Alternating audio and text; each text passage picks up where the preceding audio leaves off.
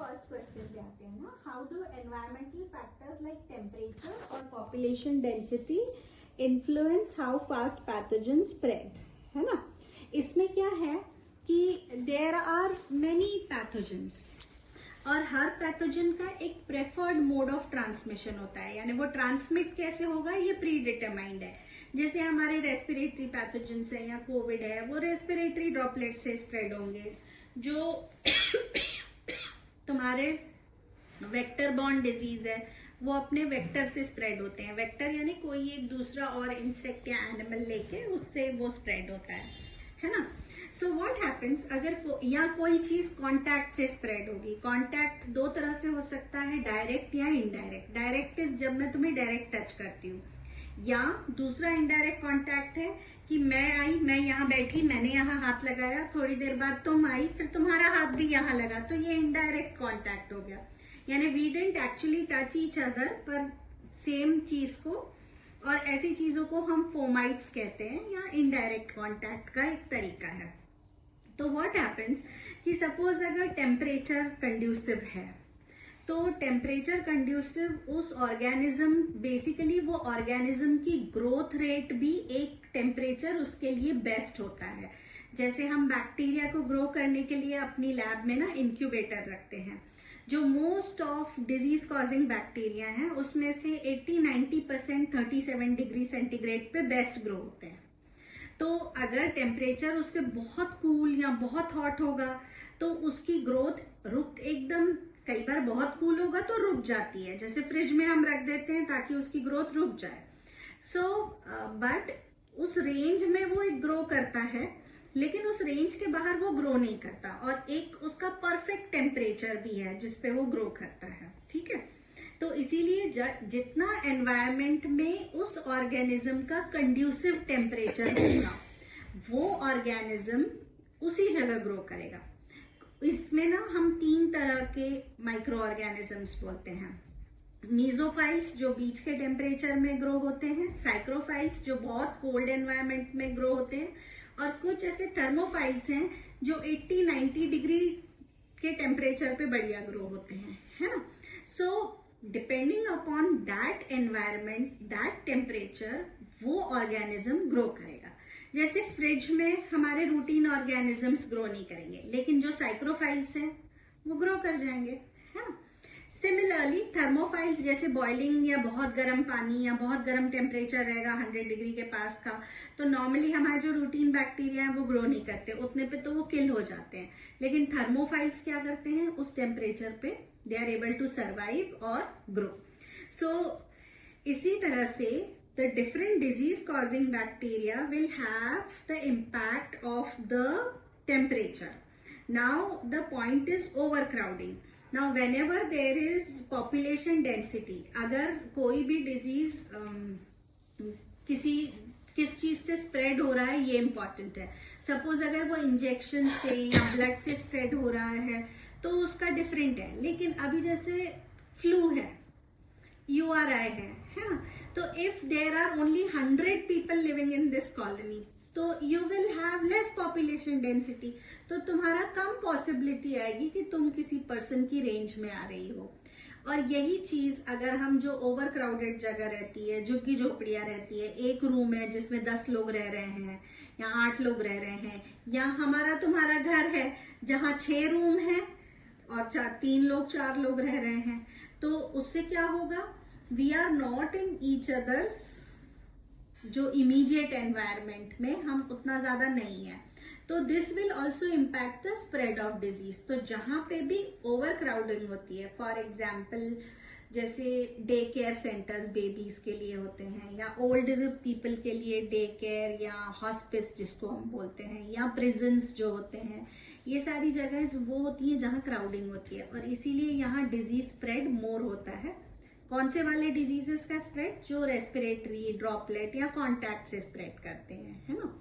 So this will influence that. जैसे Covid में अपना हुआ था, कोविड में हम क्या करते थे, डिस्टेंस रख के बात करते थे, बहुत बार तो मास्क रखते थे, या मास्क नहीं भी है तो तुम उस चेयर पे बैठी हो तो मैं इस चेयर पे बैठी हूँ, तो हमें ऑटोमेटिकली डिस्टेंस आ गया। लेकिन जैसे बॉम्बे जैसी जगह है जहाँ चौल है, तो एक ही चौल में जहां 10 बाय 10 का तो पूरा लोगों का घर होता है, तो वहां कैसे तुम डिस्टेंस मेंटेन करोगे? That is not possible. तो इस तरह से पॉपुलेशन डेंसिटी का इम्पैक्ट होता है कि कितना फास्ट वो पैथोजेंस स्प्रेड करेंगे। ठीक है, इसमें दूसरी चीज एक होस्ट, अभी तक तो हमने केवल उन माइक्रो ऑर्गेनिजम्स की बात की जो डिजीज कॉज कर रहे हैं। अब इन चीजों का इम्पैक्ट उस पे भी होता है जिसमें बीमारी हो रही है। सपोज सेम चीज है, अभी we are going to school, अब 4 लोगों को URI हो रहा है तुम्हारी क्लास में, उनसे 6 लोगों को और हो गया, लेकिन 20 पीपल को तो नहीं हुआ। सो यू आर से सेम क्लास में हो, सेम कांटेक्ट में आ रहे हो, तो एक बच्चे से 6 बच्चों को हुआ लेकिन 10 पीपल वर स्पेयर्ड। तो वो क्यों स्पेयर हुए?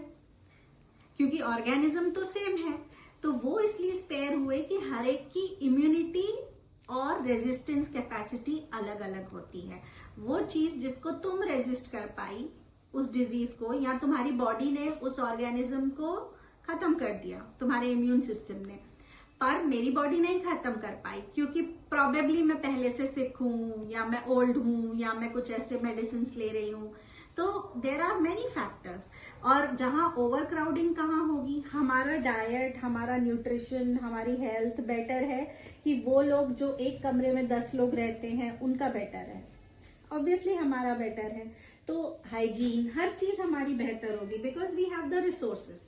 तो ऑब्वियसली उससे भी डिजीज स्प्रेड और उनका हेल्थ पर से, उनकी इम्यूनिटी पर से वीक होने की पॉसिबिलिटी है ड्यू टू इम्प्रॉपर न्यूट्रिशन और improper what ever hygienic conditions या जो भी हो, है ना। ठंड में जैसे हमें सर्दी होती है, गर्मी में क्यों नहीं होती? होती तो वायरस से है, बिकॉज वायरस उस टेम्परेचर पे बढ़िया ग्रो करता है तो वो स्प्रेड करता है। जब गर्मी का मौसम आता है तो उस टेम्परेचर पे वो वायरस के ड्रॉपलेट सेकेंड्स में खत्म हो जाते हैं, लेकिन इस टेम्परेचर पे वो सरवाइव कर पाते हैं। तो ये तुम्हारा फर्स्ट क्वेश्चन हो गया। ठीक है, then what are some ways bacteria और viruses evolve resistance and how do scientist track those changes? See, bacteria और वायरसेस हमेशा रेजिस्टेंस इवॉल्व करते हैं। रेजिस्टेंस इवॉल्व यानी डेवलप कैसे करते हैं?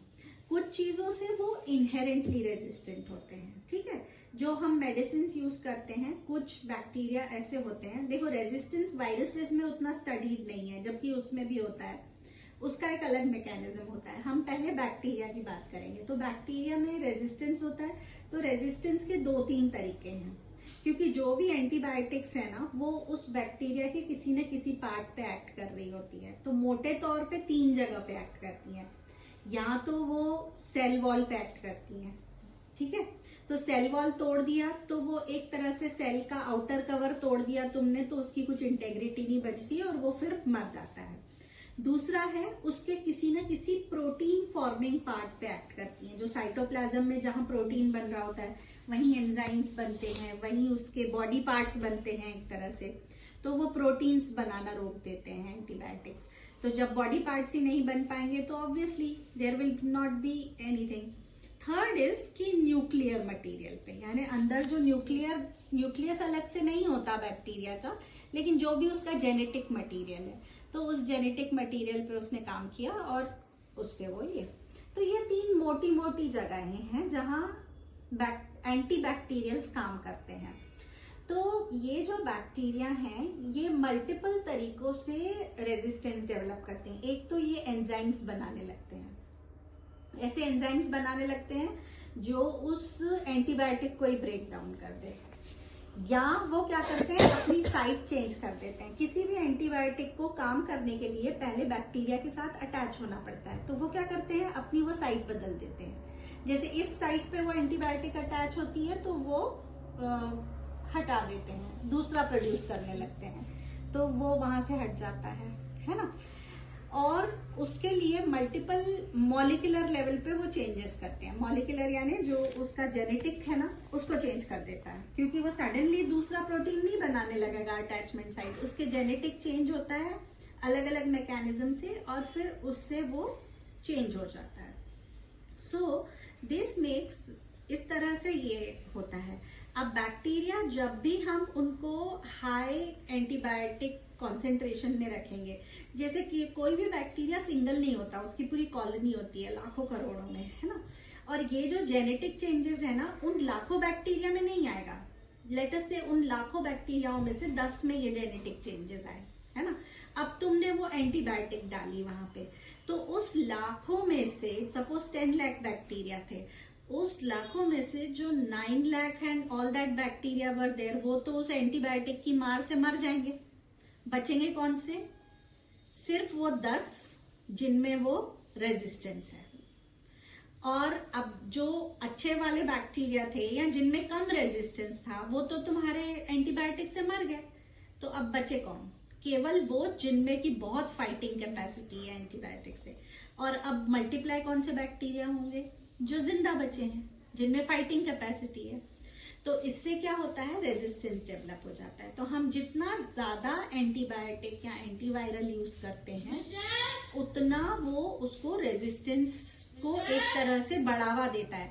क्योंकि हम क्या करते हैं, जो नहीं रेजिस्टेंट स्ट्रेन्स हैं जिसको, वो मर जाते हैं और फिर वही बचते हैं जो केवल रेजिस्टेंट है, और फिर वो स्प्रेड होते हैं।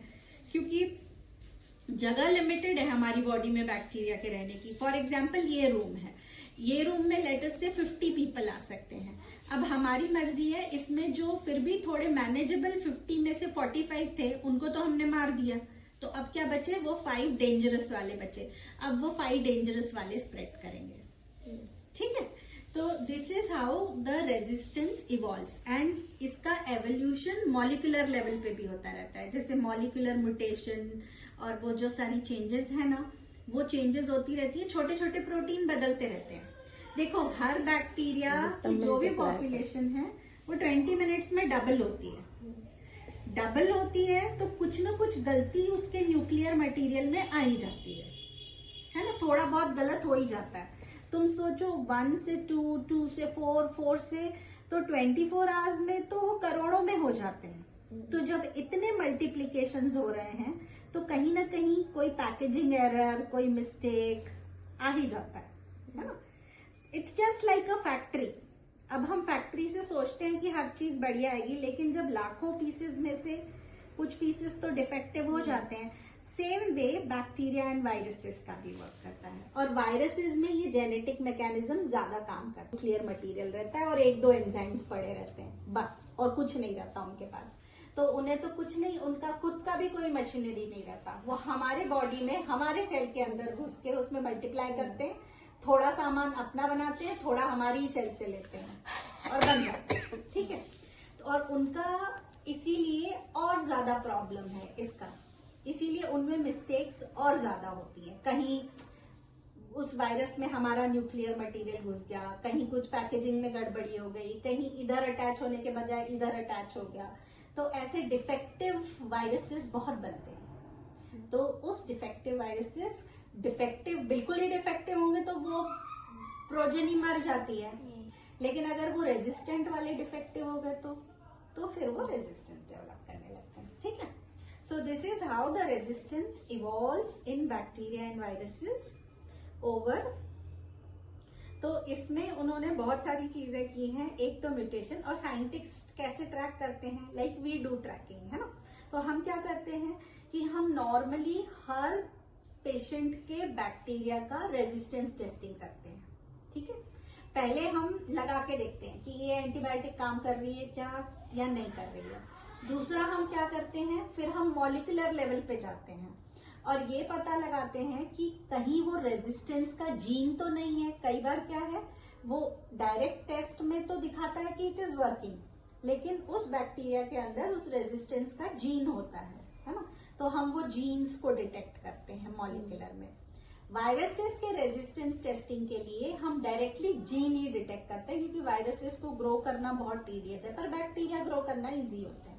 तो उनको तो हम ग्रो करके देख लेते हैं कि एंटीबायोटिक के प्रेजेंस में अगर ग्रो हो रहा है तो वो रेजिस्टेंट है, नहीं ग्रो हो रहा है तो वो सेंसिटिव है, और उनके जीन भी डिटेक्ट करते हैं, है ना। एक कंटिन्यूअस चेंज चलता रहता है। बहुत सारे बैक्टीरिया हैं जिनके लिए हमें एंटीबायोटिक टेस्टिंग की जरूरत नहीं है, पर वी कीप ऑन टेस्टिंग, ताकि अगर वो रेजिस्टेंस डेवलप करे तो हमें जल्दी से जल्दी पता चल जाए। प्लस गवर्नमेंट के बहुत सारे प्रोग्राम्स हैं, यहाँ उन्होंने पब्लिक हेल्थ भी लिखा है। ऐसे ही एक AMR कंटेनमेंट प्रोग्राम है, यानी antimicrobial resistance containment programme. और भी बहुत सारे प्रोग्राम है जिसमें गवर्नमेंट फंड्स देती है, रिसर्च करती है और कंटिन्यूअसली मॉनिटर करती रहती है कि कहाँ कहाँ पे कितना कितना रेजिस्टेंस आ रहा है, और फिर वो पूरा डाटा नेशनल लेवल पे कंपाइल होता है और उस हिसाब से पूरी पॉलिसी बनती है। ठीक है। Then how do beneficial microbes compete with harmful pathogens inside ecosystems like say, ये सिंपल है ना, ये हमने ऑलरेडी बात कर दी। हमारे गट में lakhs and crores like 10 to the power 10 bacteria ऐसे इतने पर छोटे छोटे जगह पे रहते हैं। इवन योर स्किन, चाहे तुम नहा के निकलो, but they are hundreds and crores of bacteria हो गया। ओके, अब जगह तो फिक्स्ड है। अब सपोज ये घर है, सपोज इस घर में 10 लोगों की कैपेसिटी है। अब मैं 10 अच्छे लोग रख लूं, नहीं तो बुरे लोग घुस आएंगे। तो it is just like that कि बेनिफिशियल बैक्टीरिया या जो हमारे कॉमेंसाल बैक्टीरिया बोलते हैं, जो ज्यादा हार्मफुल नहीं है, वो नॉर्मली रहते हैं। पर अगर हम बहुत सारा एंटीबायोटिक लेंगे तो वो कॉमेंसाल बैक्टीरिया नाजुक होते हैं और मर जाते हैं, बहुत रेजिस्टेंट नहीं होते। अब तो घर खाली हो गया, तो अब क्या बढ़ेगा वहां पे? रेजिस्टेंट वाला बैक्टीरिया। जैसे मैंने कहा कि 10 लाख बैक्टीरिया, उसमें से 10 खराब है। अब तुमने अच्छे वालों को तो मार दिया, तो अब बुरे वाले स्प्रेड करेंगे।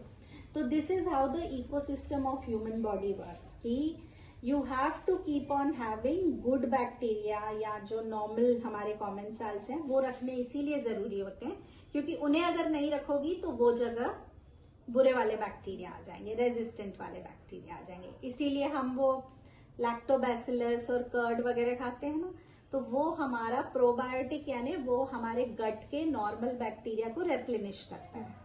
ठीक है, तो ये क्या करता है, फिर हमारा इकोसिस्टम मेंटेन रहता है उससे। ठीक, और सॉइल का भी ऐसा ही होता होगा कि सॉइल में अगर तुम बहुत सारा वो इंसेक्टिसाइड या ये सब डालोगे, तो जब हम बहुत सारा इंसेक्टिसाइड एंड ऑल दैट डालते हैं तो जो उसके गुड बैक्टीरिया हैं वो सब मर जाते हैं, और फिर गुड बैक्टीरिया मर जाते हैं तो फिर हार्मफुल बैक्टीरिया फ्लरिश करते हैं, है ना। Then what tools do microbiologists use to model or predict disease outbreaks in population? See, normally tools as such, see there is microbiologists क्या करते हैं कि सर्विलेंस करते रहते हैं। जैसे कोई भी डिजीज अभी हमें फोकस करना है तो गवर्नमेंट के अलग अलग फोकस्ड प्लान्स हैं। जैसे इम्यूनाइजेशन किसी डिजीज के लिए, अब पहले तो हम इम्यूनाइजेशन तो प्रिवेंट करने के लिए करते हैं, पर फॉर एग्जाम्पल अब हमें मीजल्स रूबेला इरेडिकेट करना है तो क्या करेंगे हम, जो भी उस सिम्टम वाले बच्चे आते हैं, बच्चों में वो प्रॉब्लमेटिक है, तो उन बच्चों की हम टेस्टिंग करेंगे।